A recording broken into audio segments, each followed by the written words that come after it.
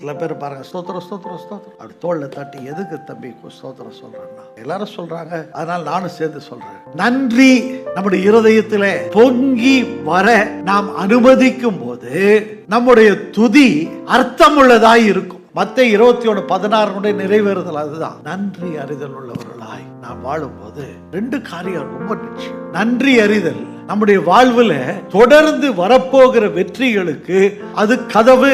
கடந்த நாட்களினுடைய யோர்தானுக்காக நாம் கர்த்தருக்கு நன்றி செலுத்த ஆரம்பிக்கும் போது புது யோர்தான் நமக்கு ஒன்றும் இல்லாததா தெரியும். விசுவாசம் செயல்பட ஆரம்பித்து விடும். அடுத்து எப்போதுமே குறைய சொல்லி வாழ்க்கையில முன்னேற எல்லாம் என்று யோசிக்கிறார்கள். அது முன்னேறவே முடியாது.